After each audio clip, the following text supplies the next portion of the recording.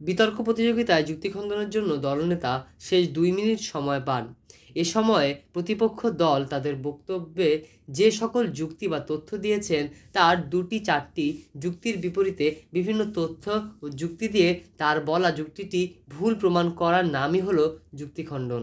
সেক্ষেত্রে পক্ষদল কী কী যুক্তি বলতে পারে তার নোট নিতে হবে এবং কোনোভাবে যদি পক্ষ দলের বক্তার বক্তব্যের সাথে মিলে যায় তাহলে যুক্তি খণ্ডন করা অনেক সহজ হয়ে যায়। তাহলে আগে আমাদের চিন্তা করতে হবে পক্ষ দল কী যুক্তি দিতে পারে বা কী বলতে পারে। যেমন আজকের বিষয় নির্ধারণ করা হয়েছিল জীবনের লক্ষ্য নির্ধারণে আগ্রহী হলো একমাত্র বিবেচ্য বিষয়। এখানে পক্ষ দলের বক্তারা আগ্রহের উপর ভিত্তি করেই তাদের স্ক্রিপ্ট লিখবে। সেক্ষেত্রে কী লিখতে পারে এবং তার উত্তরে আমরা কী বলতে পারি তার কয়েকটি উদাহরণ এখানে তুলে ধরছি। পক্ষদল বলতে পারে আগ্রহই একমাত্র বিবেচ্য বিষয়, অন্য কিছু মূল বিবেচ্য বিষয় হবে না। যুক্তি খণ্ডন হলো আগ্রহ কখনোই একমাত্র বিবেচ্য বিষয় হতে পারে না। শারীরিক ও মানসিক সুস্থতা, যোগ্যতা, দক্ষতা, সামাজিক পরিবেশ, আর্থিক অবস্থা, নৈতিকতা, মানবিকতা ইত্যাদি অনেক বিষয় বিবেচনা করে জীবনের লক্ষ্য নির্ধারণ করতে হয়। পক্ষদল বলতে পারে পৃথিবীর অনেক বিখ্যাত ব্যক্তি রয়েছে যারা অটিজম সহ নানা প্রতিবন্ধকতা নিয়ে জন্মগ্রহণ করেছেন, কিন্তু তাদের শারীরিক প্রতিবন্ধকতা তাদের জীবনকে থামিয়ে রাখতে পারেনি। এর পরিপ্রেক্ষিতে আমরা যুক্তি খণ্ডনে বলতে পারি 7ই আগস্ট 2023 সালের বণিক বার্তা পত্রিকায় প্রকাশিত একটি খবরের ভিত্তিতে বর্তমানে যুক্তরাষ্ট্রে প্রতি 36টি শিশুর একজন অটিজমে আক্রান্ত।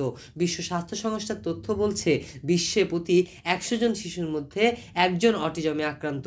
সমাজসেবা অধিদপ্তরের প্রতিবন্ধী শনাক্তকরণ জরিপে 2020-21 সালে বর্তমান বাংলাদেশে অটিজম বৈশিষ্ট্য সম্পন্ন মানুষের সংখ্যা 78,211 জন।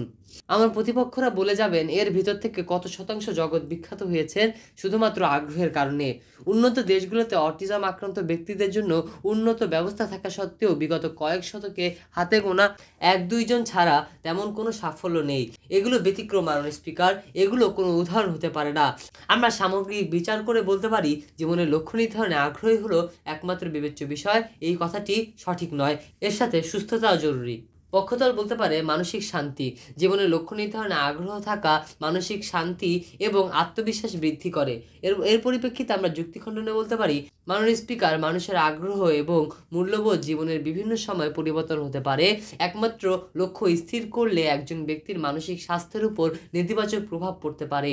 মানুষ মাঝে মাঝে বিভিন্ন বিষয়ে আগ্রহ খুঁজে পায় এবং এসব নতুন বিষয়গুলোতে উপেক্ষা করে একমাত্র লক্ষ্য ধরে থাকলে মানসিকভাবে চাপ অনুভূত হতে পারে। তাই পরিবেশ পরিস্থিতির উপর ভিত্তি করে জীবনের লক্ষ্য পরিবর্তন করা কোনো দোষের কিছু নয়, বরং সবকিছু উপেক্ষা করে 5 থেকে 10 বছর আগে আগ্রহ থেকে নির্ধারণ করা জীবনের লক্ষ্য আঁকড়ে ধরে থাকলেই বরং মানসিক চাপ সৃষ্টি হবে। তাই মাননীয় স্পিকার, জীবনের লক্ষ্য নির্ধারণে আগ্রহ কখনোই একমাত্র বিবেচ্য বিষয় হতে পারে না, কারণ আগ্রহ পরিবর্তনশীল। তাই মাননীয় স্পিকার, উক্ত প্রস্তাবনাটি যাতে মহান সংসদে কোনো রূপেই গ্রহণ না হয় তার জোর দাবি জানিয়ে আমি আমার আজকের বক্তব্য শেষ করছি। ধন্যবাদ মাননীয় স্পিকার, ধন্যবাদ সকলকে। এরকম আরও কিছু যুক্তি চিন্তা করে আগে থেকে লিখে প্রিপারেশান নিতে হবে আমাদের, এবং তাহলে যুক্তিখণ্ডন আমাদের জন্য সহজ হয়ে যাবে। তাছাড়া তাৎক্ষণিক বিরোধী দলের অনেক পয়েন্ট মাথায় আসবে যেগুলো আমরা লিখে রাখবো এবং যুক্তিখণ্ডে ব্যবহার করব। সকলকে ধন্যবাদ।